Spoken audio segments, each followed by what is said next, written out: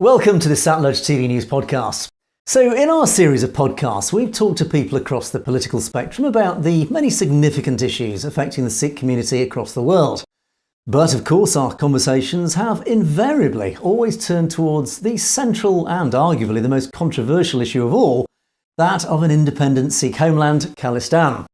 So my guest today sees no controversy at all in that concept, and instead he's been a passionate and eloquent campaigner for the cause. He's a Sikh scholar, a prolific writer, a human rights activist, and a media analyst specialising in South Asian affairs. So as a result, he's presented to world parliaments of religions, various intellectual forums, and even to the US Congressional Sikh Caucus. And he's become a much sought-after speaker in academia, in the media, and on panel discussions. More pertinently, he's also Executive Director of the Khalistan Affairs Centre based in Washington, D.C., which advocates for the right of self-determination for the 30 million strong Sikh nation. Dr. Amarjit Singh, welcome and thank you for joining us today. Thank you very much, Angus, for having me on Satluj TV podcast. Thank you. It's a pleasure. So, Dr. Singh, I'd like to start with a fairly open and big question.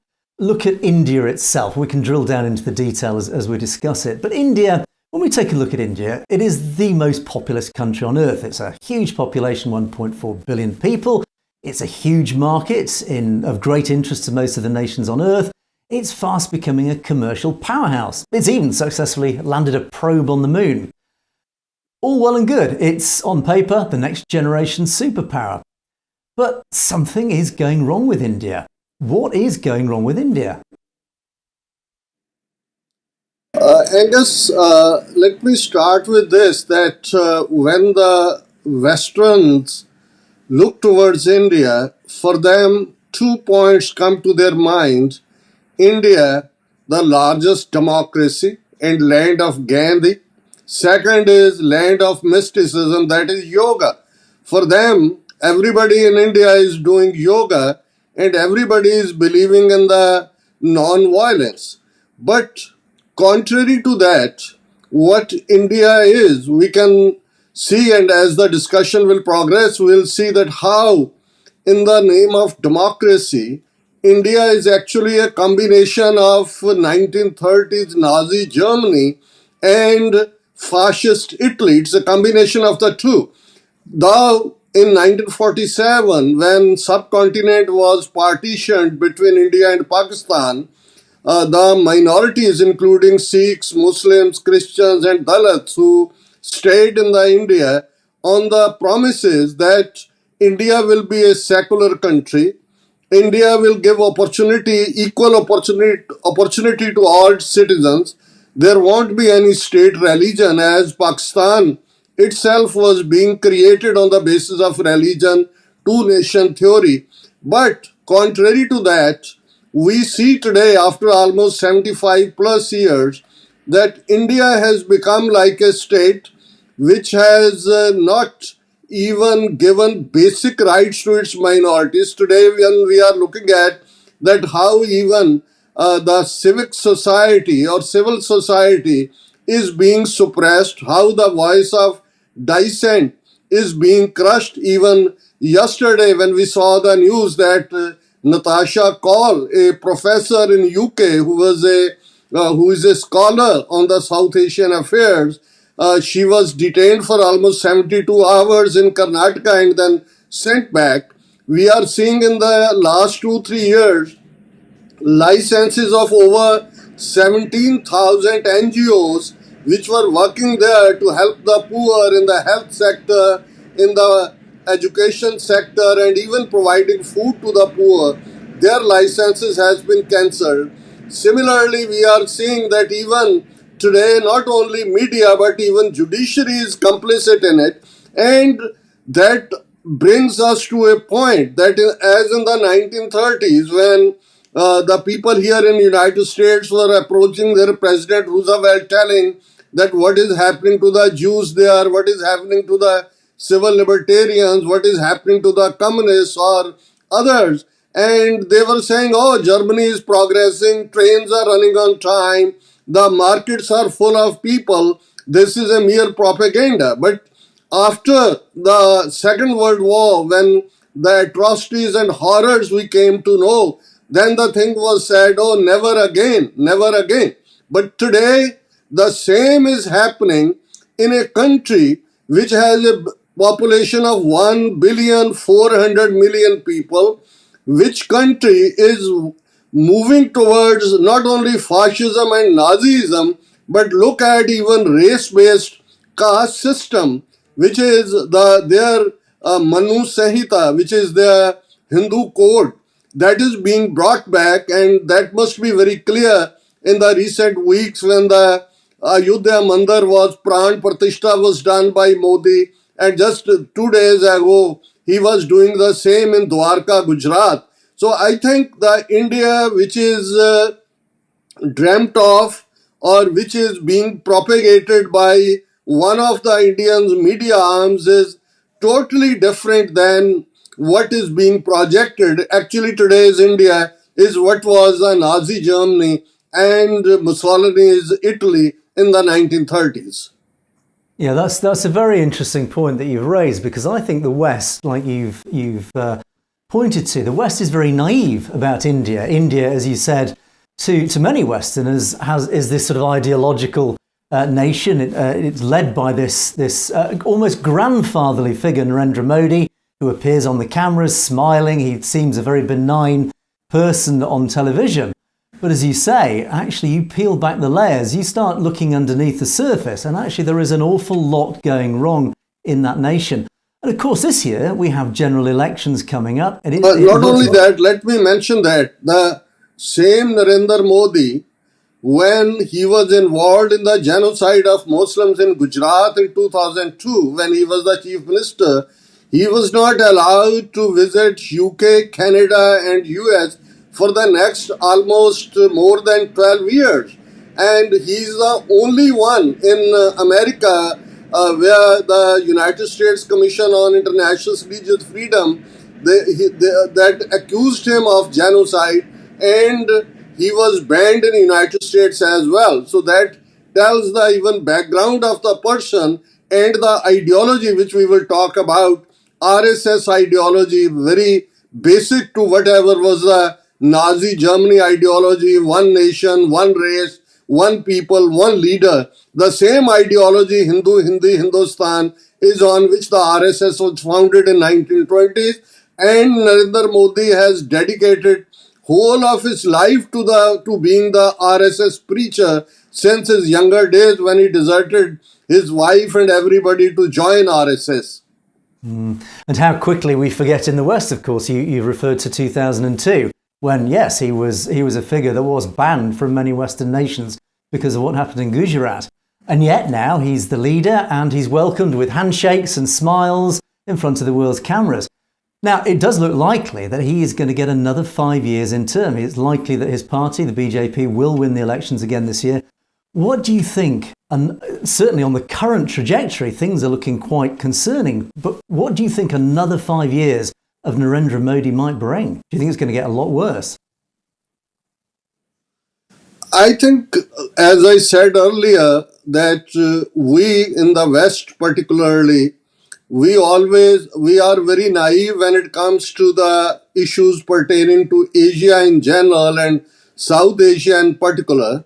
The Britishers, they know better, as they ruled all over India for almost 200 years and over our Sikh empire for 98 years. But Americans are very naive on that. That is why when they tell Modi or India as a strategic partner, and at one time they were even drumming this, that, oh, India and United States have the same value system and the same strategic interests. But now they are not saying the same value system. Now they are just mentioning the strategic interests, keeping China in mind.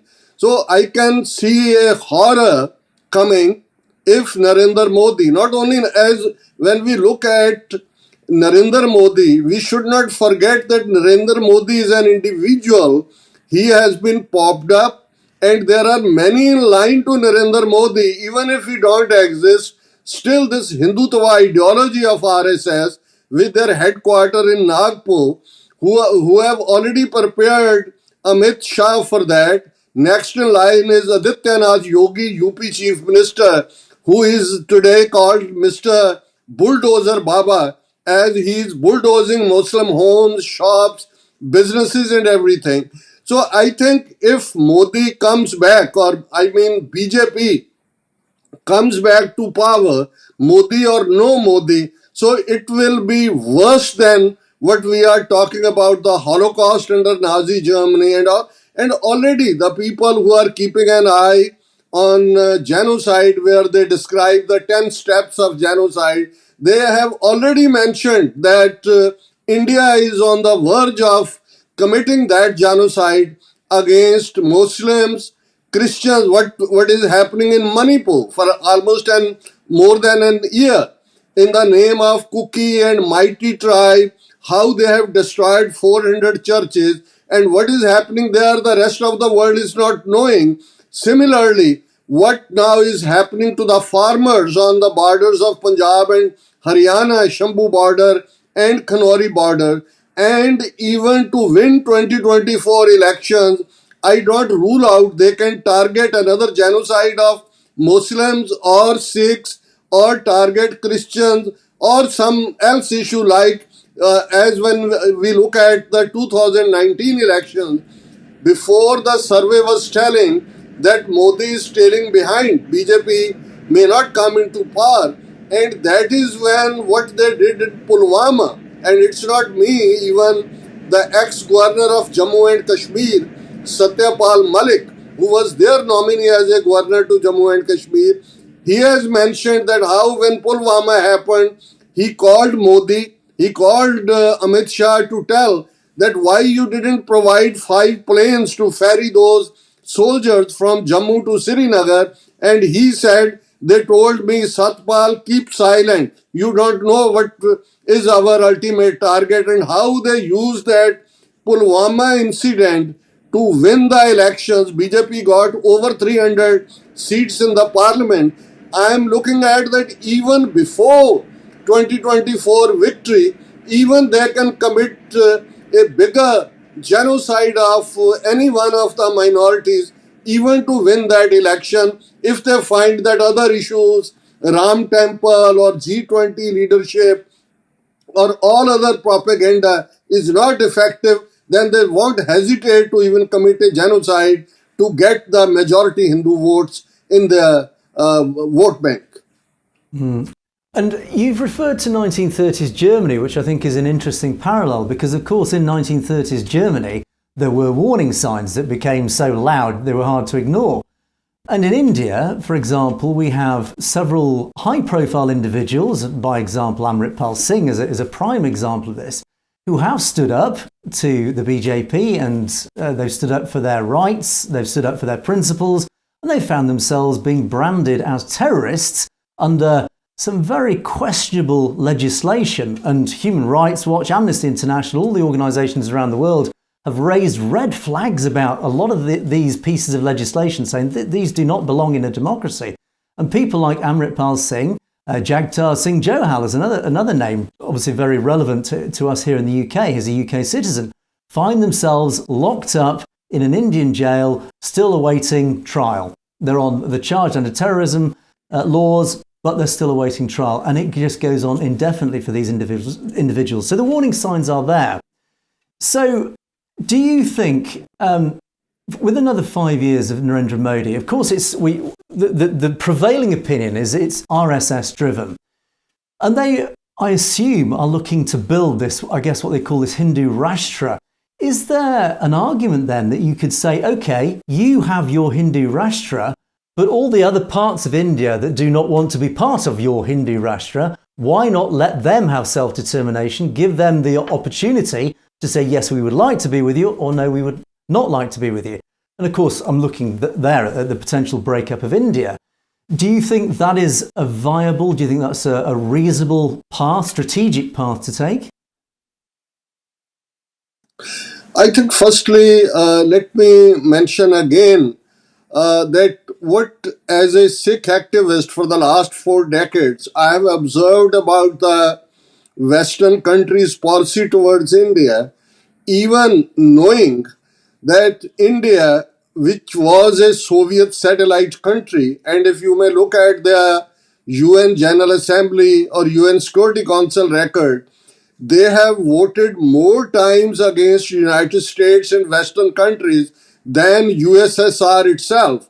India was supporter of when Soviet Union occupied Hungary, Czechoslovakia. India supported the USSR when it occupied Afghanistan. And similarly, when in June 1984, full-scale Indian army attack took place on Sanctum Sanctorum of the Sikhs, Darbar Sahib, and 37 Sikh historical shrines, we can see that how poor was the reaction from the Western countries. Contrary to that, how even Margaret Thatcher, UK's Prime Minister at that time, when Indira Gandhi wrote a letter to her in February 1984, how she also helped in sending two officers of MI6.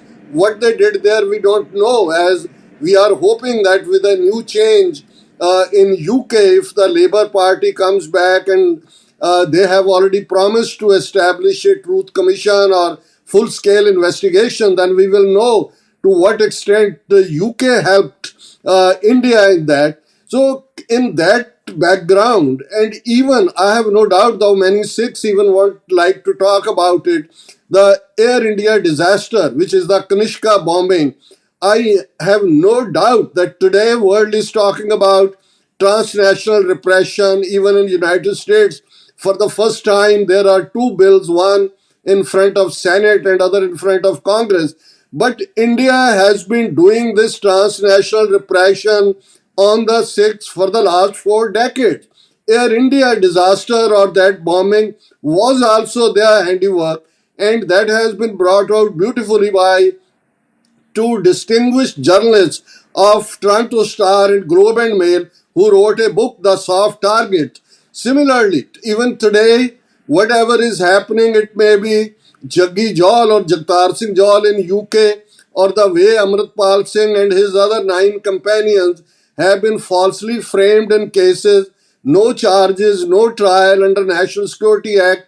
They have been taken 3,000 kilometers away. But in spite of all that, even on Jaggi Jawal's case, the way UK's successive governments, government of Boris Johnson or even today Rishi Sunak, they are behaving. More than 5 years, no response, nothing like that. And similarly, we are seeing that pattern. We are thankful to Canadian Prime Minister Justin Trudeau, who piled up the courage to stand in the Parliament on September 18, 2023 and say that what happened to Hardeep Singh Nijjar on June 18th in Surrey Gurdwara was the work of Indian intelligence agencies.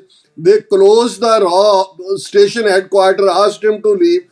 And look at, in spite of Canada being member of Five Eyes countries, what was the response of UK or even Australia and New Zealand? Very silent, and still UK Prime Minister said, oh, we will go ahead with the trade talks and all. Canada at least halted the trade talks, brought its diplomats back, which were kicked out by India. And we are thankful to American Justice Department that at least they showed courage at that time to bring Mr. Nikhil Gupta, who was conspiring with co-conspirator 1, which seems to be either the NIA chief Ajit Doval or Mr. Goyal, who was the RA chief at that time, that how India is involved in all this. We are waiting the extradition of Nikhil Gupta from Czech Republic to New York when the case will go in trial. We'll see that what will happen. And even not only that, I'll mention my own experience that when Hardeep Singh Nijjar's murder took place on June 18th, 2 days later, Modi was in United States, and on June 22nd, Modi was meeting Biden in the White House, and we had planned a protest. I addressed the protesters, and we were driving back when I got a call from the station director of FBI, and he said, your life is in danger, don't move, don't travel, as I was to fly to Surrey to attend the last rites of Hardeep Singh Nijjar. And later on, we found out that such threats have been given to at least 12 Sikh activists in the United States. So, in this situation, if and India is doing in America or Canada what it has done, what even during the Cold War era, Russian KGB has not dared to do. They have done that to in UK to their dissidents and others, but there is not a single case in America or Canada where they might have targeted any American target. So I think in all this context, if the Western countries in general or their policymakers, opinion makers, decision makers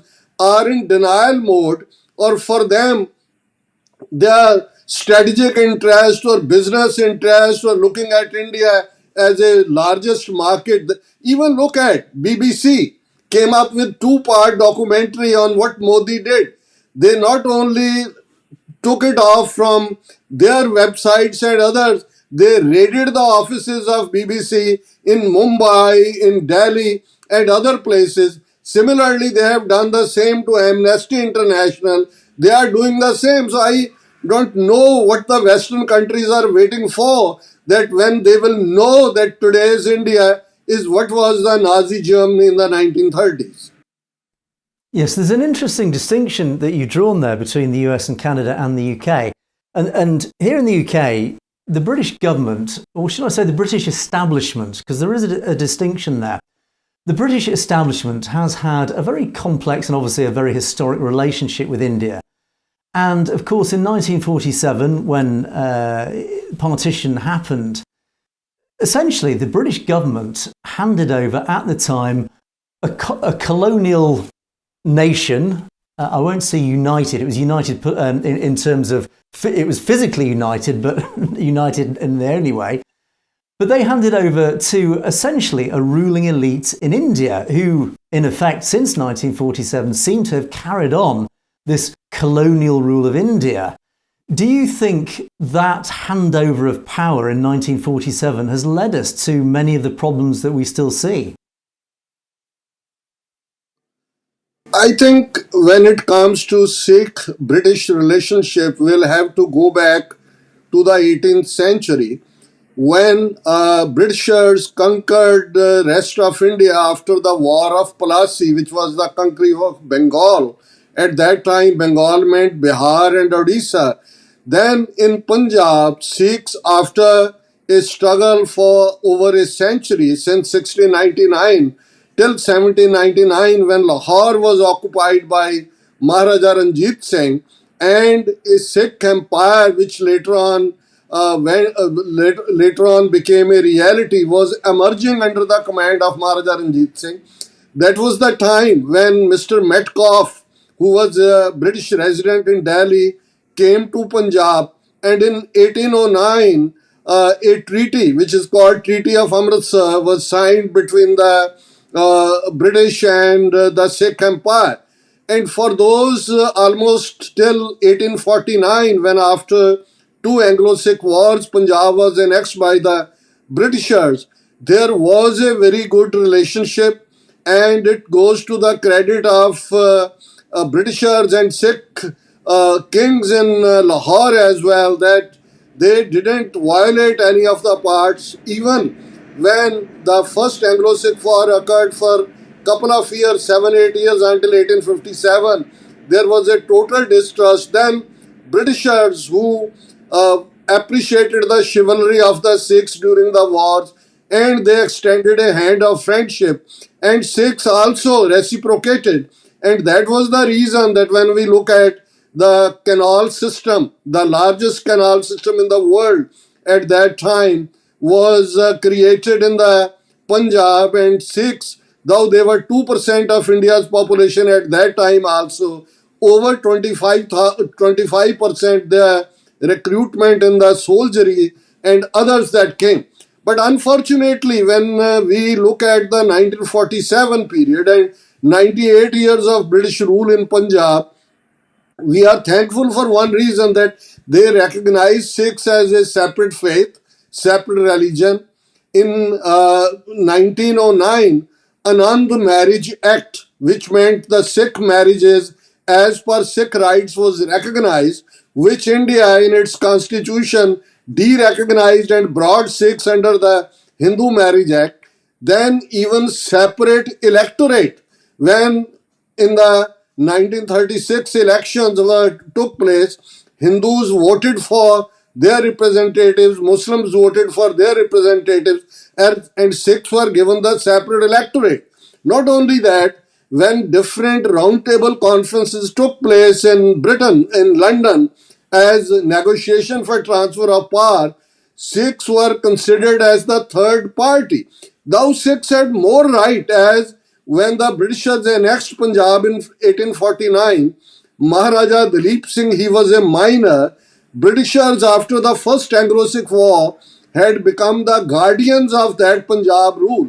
And they have promised that when Maharaja Dalip Singh will become adult or will be able to take over the rule, they will hand it over. Though the situation changed, it's a sad story, worse than any Greek mythology, what happened to Maharaja Dalip Singh, what happened to Maharani Jinda, how both were taken out of Punjab, how converted to Christianity, brought to Britain, never allowed to go back. But I think in 1947, great injustice was done to the Sikhs by the Britishers as well. One thing, our claim was historical until 1849. We were a separate entity. Punjab has never been part of rest of India. If Punjab has even any geographical inclination, it has towards Central Asia and that part, not across the culture of Ganga Jamuna. When we talk about Sikh religion, many just stop there that Sikhism is a separate religion than Hindus and Muslims. Sikhism is a civilization. We'll have to look from Guru Nanak, born in 1469, till Guru Gobind Singh, 10th Guru Gobind Singh Sahib, who left this world in 1708, almost 2.5 centuries. 10 gurus built a civilization which had a separate faith system, which had a separate language with a separate script, which has the different value system, not believing in caste. Many Westerners, when we look at Sikhism, they think, oh, it is a bridge between Hindus and Muslims, few principles of Hinduism, few principles of Islam. No. Sikhism as a faith, Guru Nanak was a prophet. We are more closer to Semitic religions of Judaism, Christianity and Islam when it comes to monotheistic practices. But on the other hand, we are a people who came up with a system which challenged the Brahman system, Hindu system of caste, which existed there for 4,000 years, where Sikhism stood for the rights of women, where Sikhism believed in social justice. So it was a complete revolution for 2.5 centuries in the religious, social, economical and political arena. And when in 18th century, Sikhs established Sikh Empire, which was over 200,000 square mile territory, though they were less than 15% of the population, but Hindus, Muslims, even Christians, look at 50 plus Europeans. There may be General Allard, Italian, General Ventura, French, Britishers, of course, one doctor from Pennsylvania in America. They all had freedom of religion. The selection was on merit. So Sikhs had that kind of vision when they believed that, all right, we are joining Indian Union. And I can quote you for hours and hours what Gandhi said, what Nehru said, and let me quote one Nehru's quote in 1946, that I have no objection if brave Sikhs of Punjab are given a province in the north of India where they may also be able to experience the glow of freedom. Similarly, Gandhi said, no constitution in India will be accepted which won't be acceptable to the Sikhs. But what happened? Look at when in the Constituent Assembly, let me go beyond now 1947, what happened between 1947 and 1950 when in the Constituent Assembly, Indian Constitution was being discussed. and there were two Sikh representatives in Constituent Assembly, Bhupinder Singh Maan and Hukam Singh. And when they asked for the promises which were made to the Sikhs on which Sikhs joined Indian Union, they said, Nehru said, circumstances have now changed. Patel, the Home Minister of India at that time, said, Sikhs have missed the bus. So, as a matter of fact, though we were caught in the Indian map, two Sikh representatives in Constituent Assembly, they stood up, they said, this is betrayal of the Sikhs, this is betrayal of the promises made to the Sikhs, we reject this constitution. So, de facto, we may have been captured in the Indian map, but de jure, we never signed the draft of Indian Constitution, and that is the reason when on January 26, 1950, India was celebrating its Republic Day, Sikhs were having black turbans and black dupattas and black flags in front of their homes and celebrating it as a black day. So from 1947 till June 84, for 37 years. It's a long story how we have to struggle to even get our Punjabi language recognized. They said, oh, ये तो गंवारों की भाषा है, language of the illiterate, language of the rustic ruralite. So this has no grammar, this has nothing. What the other states in India, it may be Tamil, it may be Telugu, it may be Kannada, it may be Malayalam or Gujarati, Marathi. They got their right for their language. The whole India was reorganized based on their languages. When it came to Punjab, it was November 1st, 1966. Almost 16 years of struggle when they agreed to create a province in the name of Punjabi language. But look at what they did. Already in 1947, 62% of the territory of Punjab went to Pakistan. Whatever 38% was left, in 1966 they further divided into four parts: Punjab, Haryana, Himachal and Chandigarh. Today the little bit of Punjab, 50,350 square mile territory, they took away the capital of Punjab, they took away our only natural resource, water. When we say Punjab, Ab is a Persian word which means water, land of 5 rivers, and even Satluj TV is on one of the rivers as Satluj, Byas, Ravi, Chenab, Jhelum. These are 5 rivers of Punjab. But look at, if Punjab is producing 16.5 Punjab rivers, 3 Punjab rivers as, then there was a confrontation with India on the India and Pakistan on water issue. America jumped in, World Bank jumped in. Then Indus Water Treaty was signed between India and Pakistan in 1960 when Jawaharlal Nehru, India's Prime Minister, flew to Karachi, which used to be the capital of Pakistan at that time. Islamabad became later a capital as they built a new city. And under that agreement, 3 rivers, Indus, Chenab and Jhelum's upper and lower riparian rights were given to Pakistan, where Satluj, Byas and Ravi, these 3 rivers, absolute upper and lower riparian rights were given to East Punjab. And how they looted our water, for a common viewer to understand that roughly, and this is the calculation which happened 20 years ago, now even water has receded in these rivers as well. Even look at today's picture. If 16.5 million acre feet water was in 3 rivers, 8.5 million acre feet was given to Rajasthan, a Hindu state, which is not a riparian state. None of these 3 rivers touches that, and free of cost. Whatever was left out of that, 3.5 million acre feet was given to Haryana, which is again not riparian to these 3. Now Haryana was part of Punjab until 1966, but Haryana has a river, Jamuna River. Its whole water, Haryana claims they are not giving any share from Yamuna to our side of the Punjab. And when we look at 1982 struggle, which was for Dharm Yudh Morcha Anandpur Sahib resolution, let me mention here that still from 47 till 84, in spite of that Sikhs had not signed the draft of Indian constitution, still our Akali leadership, and as we mention Akali Dal is a party which is the oldest party in India. Now, Congress was founded by Sir Hugh Rose in 1885, but it was a kind of dominion and at some stage that how to bring Indians into civil administration and all.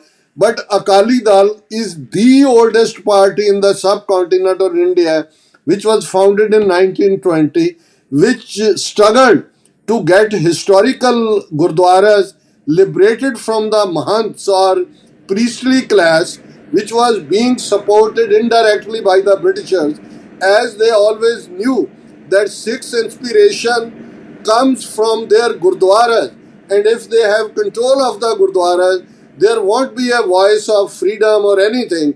Three gurdwaras in Punjab were directly controlled by the Britishers. That was Akal Takht Darbar Sahib, that is same complex, Gurdwara Baba Atal, and one Gurdwara Taran Taran, three Gurdwaras. But rest, they made law to give personal property rights to the Mahants, those who were corrupt, those who were doing un-Sikh practices in the Gurdwaras.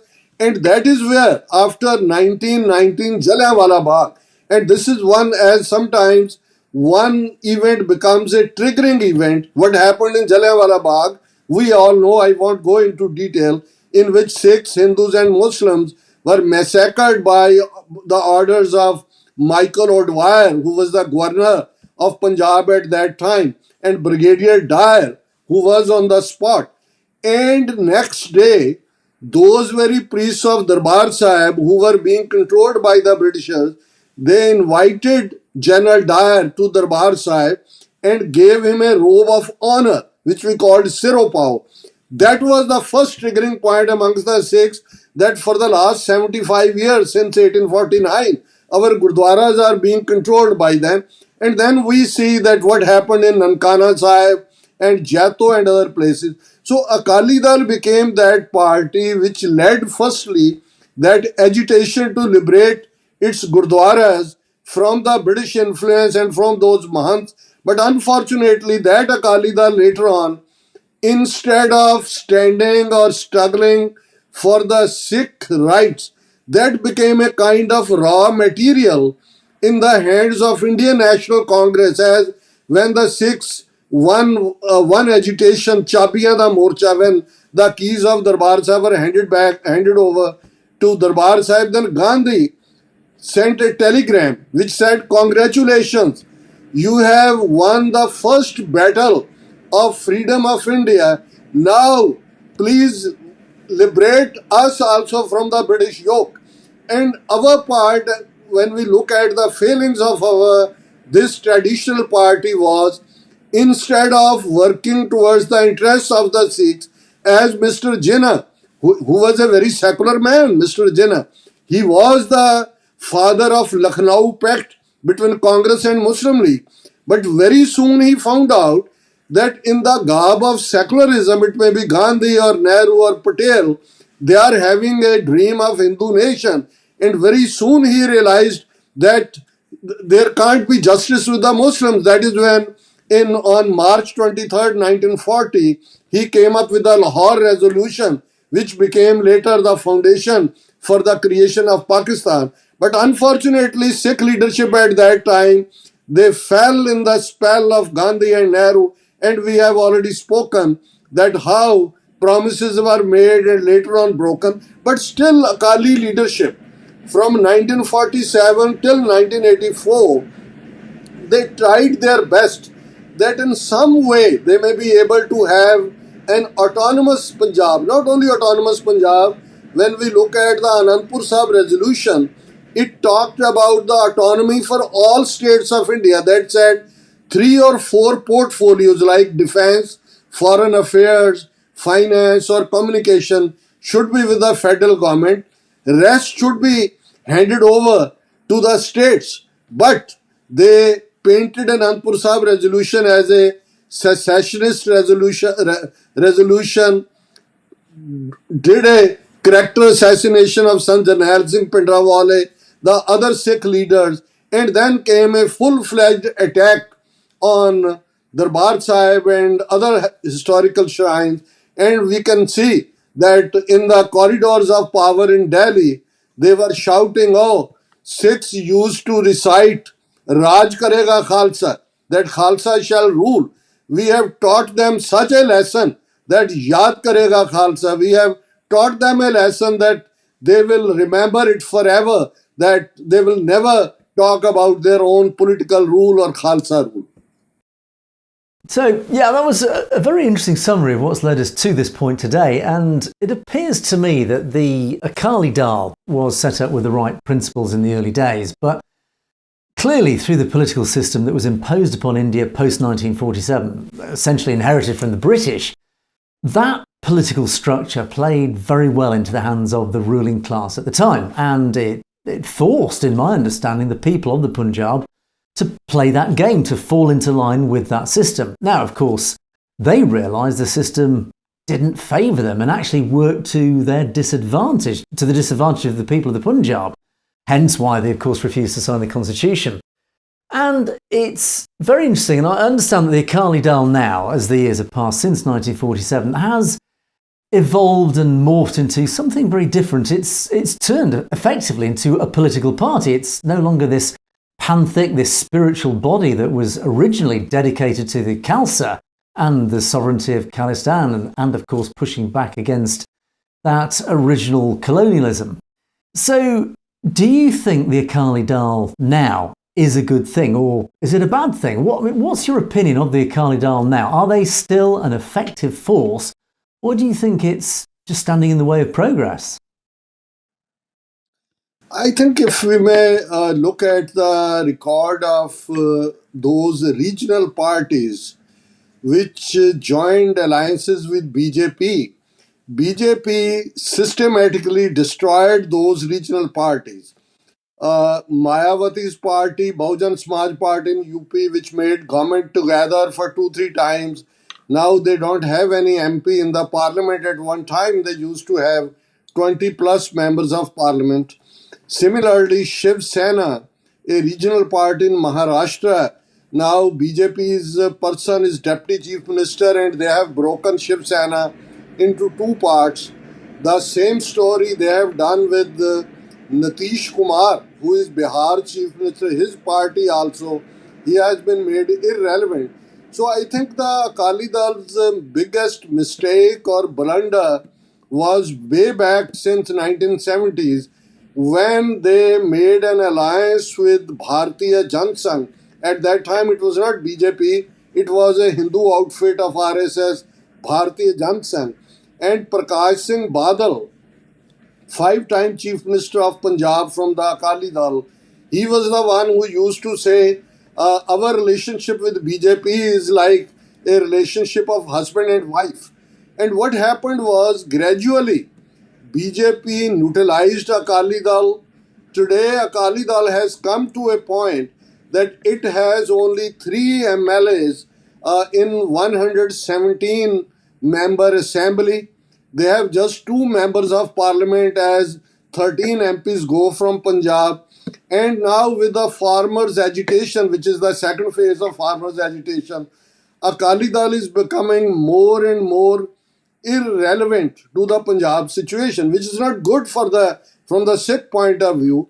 We always think, and unfortunately, Akali Dal, which was the party of the peasants, workers, commoners, eventually it was taken over by the feudals like Badals and others, and they made it into their fiefdom, with the result that the ground level workers started breaking away from that.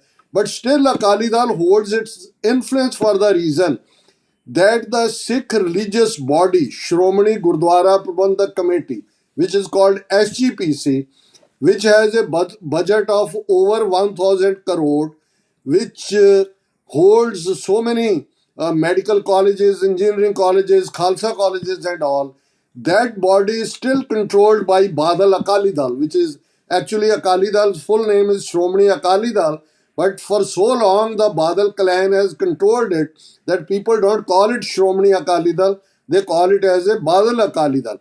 So as long as that SGPs and its elections as SGPC Act or Gurdwara Act was made by Britishers in 1925. As per that act, every 4 years, elections had to take place for SGPC. But even currently, more than 10 years have passed, they haven't held the elections for SGPC. So, as long as Badal Dal controls SGPC, though in the political arena its numbers have dwindled, still it is relevant, and we hope that in the coming days, coming months, these Badals will be thrown out, and Akali Dal, which has a legacy of struggle, Akali Dal led Sikhs in these 100 years through different agitations, it will be revived. It's not in our interest that Akali Dal should be finished fully. As then Sikhs, as though they are leaderless, they will further, many of them, their leaders will be absorbed by BJP or other non-Sikh organizations, and we want that Badal should be thrown out and Akali Dal should be revived, and Akali Dal should stand for the right of self-determination or Sikh sovereignty struggle in Punjab. Yeah, it's very clear that India's central government have played a very, very shrewd game with the politics of Punjab. They've used the electoral system to effectively infiltrate the Punjab leadership with their own people and certainly influence it and dilute the power, as I understand this, of the Panth and thus weaken it. But it all comes back to human nature. And this isn't exclusive to India. It's actually across the world. It's in the UK, it's in the US, it's in every nation. Modern politics attracts, by its very nature, it attracts the wrong type of people. People who tend to be more interested in things other than principles or acting, in effect, in the interests of the people that actually vote them in. They are attracted to the power, the money, and it takes away from... That is why we are having third-rate leadership on the global stage as well. Absolutely, because it's disenfranchising the people. The people are losing their voices because the wrong type of people now are becoming the representatives. And eventually, in the end, they don't represent the people that have voted them in. And I sense that that is part of the problem. And India is obviously using its own powers. And when I say India, I of course mean Delhi, is using its own power to control that agenda in Punjab and therefore disenfranchise the grassroots, the people on the ground, which means that they have lost their voice. They're unable to push their agenda. And of course, their agenda is probably, we assume, an independent state. They want that self-determination, which then, of course, leads us on to the discussion about self-determination and the case for Khalistan. But in my mind, there is a very clear case for an independent state. And one thing that I think is often forgotten in this discussion is that it's not the establishment of an independent Sikh state. It's the re-establishment, as you yourself have referred to earlier. So, in your mind, you are convinced without any doubt that there is a current case for the re-establishment of Khalistan. I think, as I said earlier, when it comes to standing for the rights and fighting for justice, there is no match to the Sikh psyche, our stronger nerves. In the past 4 centuries, we fought against 4 powerful regimes for our rights. It was the Mughal Empire. Mughal Empire was not a smaller one.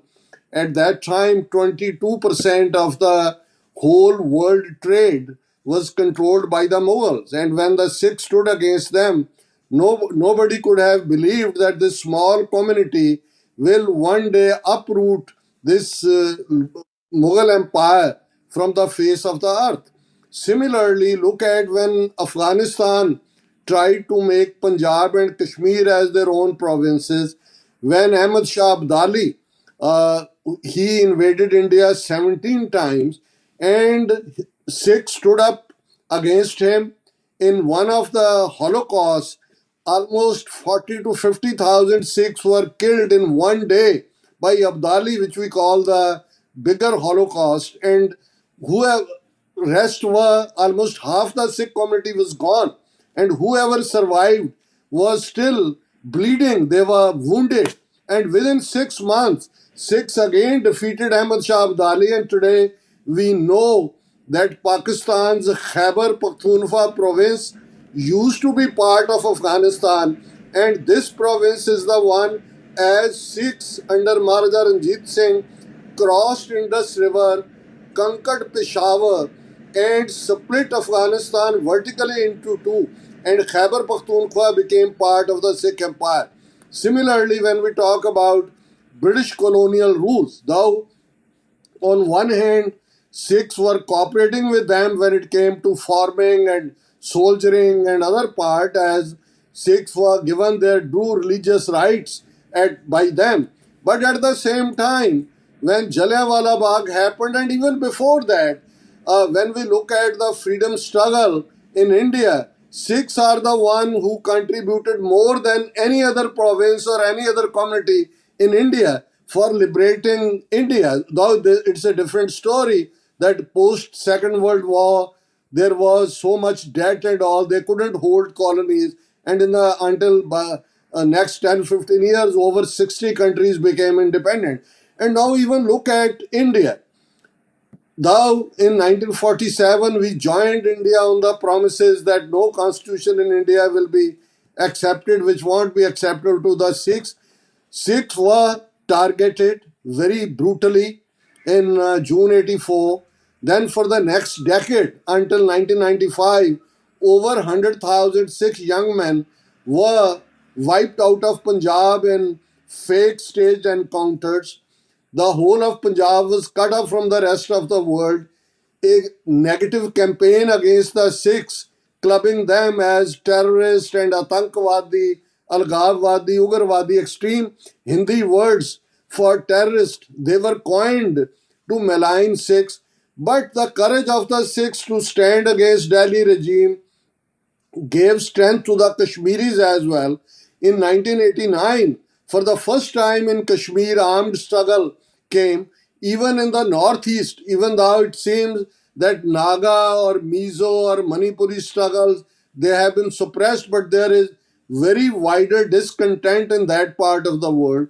Even amongst the 8 biggest states of India, which is called Red Corridor, Mois, which are called urban Naxals or Naxalites and others, they are raising their head against the Delhi regime. So I think when it comes to bigger countries like India, or it was Yugoslavia before, or Soviet Union before, it may not be that India will come on the negotiation table and tell Sikhs, all right, here is the map of Punjab, Haryana, Himachal, tell where is your claim, and we are ready to put it on the platter. That won't happen. As though we are applying all international parameters like right of self-determination, Khalistan, referendum move and others. But in my own heart of hearts, I know that this is going to be a very bloody game. And ultimately, India will disintegrate the way, as when we look at Russian Tsars, Russian Empire, they conquered rest of the people, their civilizations and their territories in 100 years. And then they said, oh, this is USSR. But eventually, Russia is whatever was original Russia. Eventually, they had to let the others go. Similarly, Yugoslavia, now with Marshal Tito and all, he held that 6-7 states together: Serbia, Croatia, Bosnia, Herzegovina, Macedonia, Kosovo, and others. We know they separated, and today there are 7-8 countries. So similarly, India has never been a country or a nation in history. It is false to say that India, great civilization, it is British administrative unit, which took Britishers 200 years before they could connect northeast to Kashmir. They are the ones who developed a railway system, other means of communication. So even today, there are 29 states of India, and amongst majority of those states, nothing is in common. Neither language, nor lifestyle, nor their way of life or anything. Even look at even five southern states of India. There is one member parliament from Karnataka. He is a Congress member. In the last parliamentary session, as already last session has happened now, India will be going to elections in the coming weeks. He stood in the parliament and he said, look at, we five southern states of India, which is Tamil Nadu, Andhra, Telangana, Kerala, and Karnataka, we are contributing this much to the national pool. But whatever we are contributing, if we are contributing $1, we are getting back 7 pennies. On the other hand, the Hindu heartland where population is, they are breeding like rats. That may be UP, Madhya Pradesh, Rajasthan, and Uttarakhand, and all those states. He said that if this trend don't stops, then we won't be left with any choice other than to ask for a separate nation. Now, one MP saying this in parliament means a lot. Already there is resentment in the south of India that our earnings are being eaten away by the Hindu majority belt people. Similarly, in Jammu and Kashmir, now on August 5th, 2019, they took away Article 370, ended 35A, even they dissolved Jammu and Kashmir as a state, came up with two union territories, Ladakh and Jammu Kashmir. In spite of 1 million army in Jammu and Kashmir, no day passes, as there is a news blackout as well, when some Indian army officer or soldier is not killed there. So what I am looking at, on one hand, when we look at what the RSS and Modi's policies are, I am reminded of what was Nazi Germany in the 1930s, and worst is going to come. But at the same time, if it turns towards the worst, I am seeing the fate of India. What was the fate of USSR when it tried to put its hegemony on other nations like Poland and Hungary and Czechoslovakia, and its expansionism up to Afghanistan and others. Similarly, the India or RSS is giving a dream of Akhand Bharata, or that India which never existed, but they say, oh, Afghanistan was our part, Indochina was our part, look at Thailand, Ramayana is there in Thailand, that was our part. So when such a inflated ego and unrealistic ambition, and with the economy of less than $4 trillion, out of which 800 million are given free food every month, 5 kilogram of grain is given to 800 million people, 80 crore. So what kind of superior power or world power or global power India is? Its roots, its foundations are very weak. And as even in this month's the publication, which is Foreign Affairs, one of the prominent historians of India, Ramchandar Guha, he wrote an article, India Feet of Clay, how Modi's supremacy will hinder his country's rise.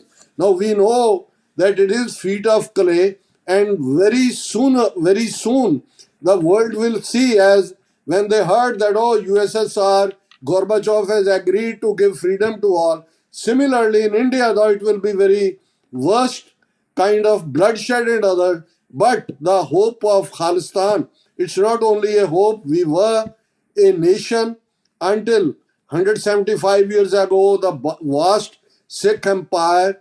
We were party to the negotiation of transfer of power 75 years ago. Today, even we have 50,350 square kilometer of territory in which we are close to 69%. There is very viable 4 to 5 million Sikh diaspora, which asserted its power again during the farmer agitation, first part, and even now what is happening to the Punjab. Look at, they stopped farmers from going to Delhi. The border they created as if it is amongst the different enemy countries. They brought big nails. They used drones to throw tear gas shells on them. They fired even live ammunition, not only rubber or plastic bullets, under which few lost their eyesight. They killed one farmer, Shubh Karan Singh. Dozens are missing. And in that situation, already they are at war with the Sikhs. And from June 84, I always say they declared a total war, undeclared total war on the Sikhs, where physical liquidation took place, whole generation has been wiped out. The other generation was subjected to the drugs. Then now they are creating such situations in Punjab, no big industry, our resources, water is being taken away. 300,000 to 500,000 Sikh young boys and girls are leaving Punjab every year for Australia, Canada, UK, and America in the name of higher education, as they have no future. And with the farmers, the way they are behaving, Sikhs, we are very proud people. We always take pride that we stood for the justice, we liberated others. If Sikh farmers today are compelled to do suicides, we can look at what kind of situation is there. So I think even those Sikhs, those couple of years ago, were thinking that let there be some kind of understanding with the Indian government, let there be, we may have some freedom. Even today they have been pushed to the point that other than creation of Khalistan, no problem of Sikhs can be solved in the map of India. That is why the overwhelming response to Khalistan referendum in the diaspora, which began almost 2 years ago in London and then in Europe, then in Canada, and even I was in San Francisco on January 28th when in Civic Center San Francisco there was voting for Khalistan referendum. Believe me, when Modi came to America and Modi and Trump held a joint address to a crowd of over 100,000 people in Houston, Texas, when Modi holding the arm of Trump said, "Ab ki baar Trump sarkar again, Trump will come." They had to bring so many planes, so much money was put by the Indian embassies and consulates to gather their 100,000 people. But in San Francisco, in spite of transnational repression, which has happened to Hardeep Singh Nijjar's cold-blooded murder in America, Gurpatwant Singh Pannu murder plot, threat all over, false accusations, over 100,000 Sikhs were there waiting for 6 hours to cast their vote. More than half could not. So that shows when as one quote by two great Sikh martyrs, by Harjinder Singh Jinda and by Sukhdev Singh Sukha, is when the nations are awake, history shivers. When the people stand up for their rights, no matter how many odds are there, how many obstacles are there, how powerful the enemy is.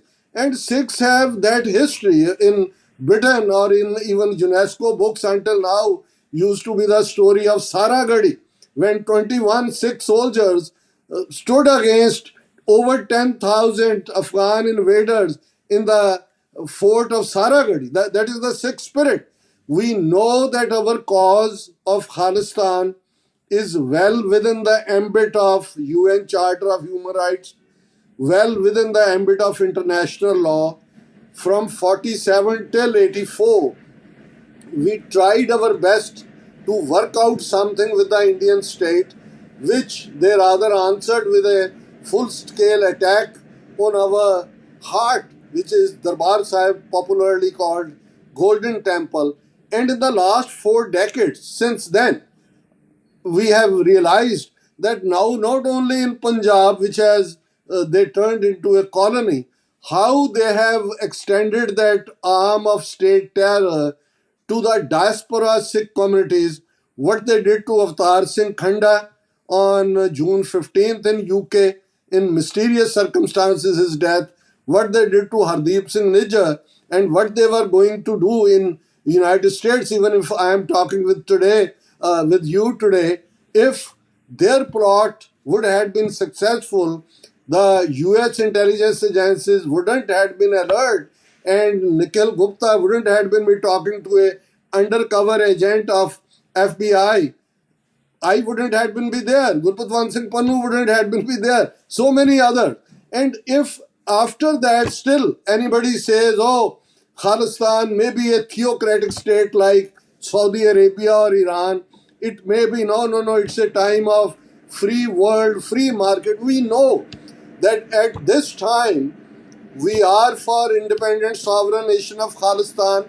But tomorrow we look at that when other nationalities also they break away from the hegemonic Soviet style Delhi regime, then we may have a kind of visa free business as is the model of European Union, though it has its lapses and weaknesses as well. But I think that is a subcontinent, that is not a country.